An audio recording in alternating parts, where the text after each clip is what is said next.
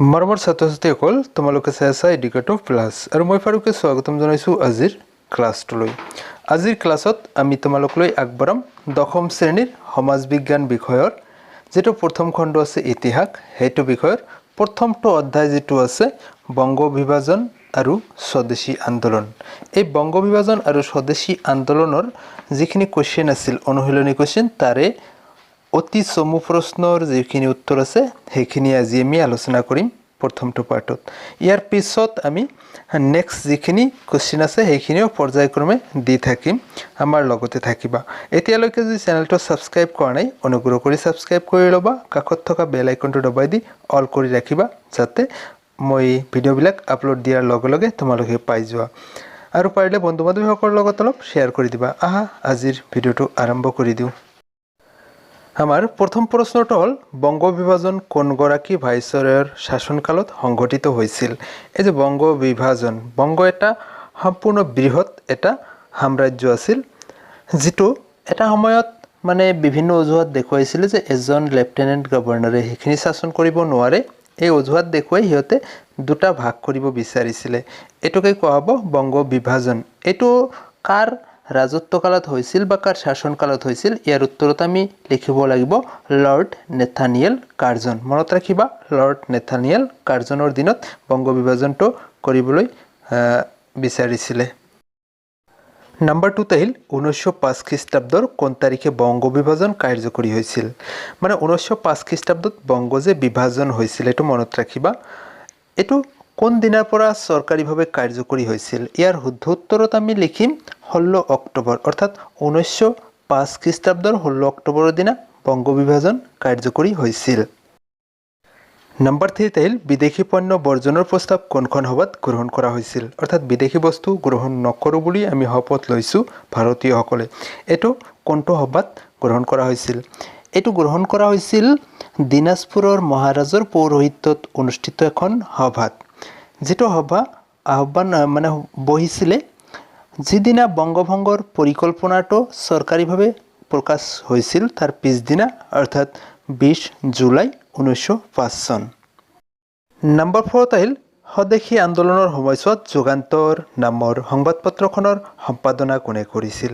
স্বদেশী আন্দোলনৰ ভাৱটো জনসাধাৰণৰ মাজত জাগ্ৰত কৰাৰ কাৰণে সেই সময়ৰ নেতাসকলে বিভিন্ন ধৰণৰ পন্থা হাতত লৈছিল। তাৰে মাজত এটা হ'ল উল্লেখযোগ্য যুগান্তৰ সংবাদপত্ৰ। এই যুগান্তৰ নামৰ সংবাদপত্ৰখনৰ সম্পাদক আছিল ভূপেন্দ্ৰনাথ দত্ত। মনত ৰাখিবা ভূপেন্দ্ৰনাথ দত্ত আছিল যুগান্তৰ নামৰ সংবাদপত্ৰখনৰ সম্পাদক। নাম্বাৰ 5 আহিল বংগদেশত জাতীয় শিক্ষা পৰিষদ নামৰ অনুষ্ঠানটো কেতিয়া গঠন হৈছিল? জাতীয় শিক্ষা পৰিষদটো গঠন হৈছিল, ইয়াৰ উত্তৰত আমি লিখিম 11 মাৰ্চ 1906 চন, যিটো আছিল ৰাজবিহাৰী বসুৰ নেতৃত্বত কলিকতা টাউন হলত এটা সভা অনুষ্ঠিত হৈছিল। সেই সভাত এই জাতীয় শিক্ষা পৰিষদ নামৰ জাতীয় শিক্ষাৰ শীৰ্ষ এটা অনুষ্ঠান গঠন কৰা হয়। নাম্বাৰ 6 আহিল বেংগল কেমিকেলছ নামৰ উদ্যোগ প্ৰতিষ্ঠানটোৰ প্ৰধান উদ্যোক্তা কোন আছিল? বেংগল কেমিকেলছৰ প্ৰধান উদ্যোক্তা আছিল আচাৰ্য প্ৰফুল্লচন্দ্ৰ ৰয়। মনত ৰাখিবা আচাৰ্য প্ৰফুল্লচন্দ্ৰ ৰয় আছিল এই উদ্যোগটোৰ মুখ্য প্ৰতিষ্ঠাতা বা উদ্যোক্তা। মৰমৰ ছাত্ৰ-ছাত্ৰীসকল, আমাৰ এইটো অতি চমু প্ৰশ্নৰ চিৰিজ যিটো আছে এইটো শেষ হৈ গ'লে আমি চমু উত্তৰ আৰম্ভ কৰিম। তাৰপিছত বাকী যিখিনি প্ৰশ্ন আছে গোটেইখিনিৰ এনচাৰ আমি দি দিয়াৰ পিছত তাৰপিছত আমি অতিৰিক্ত কিছুমান MCQ আগবঢ়াম।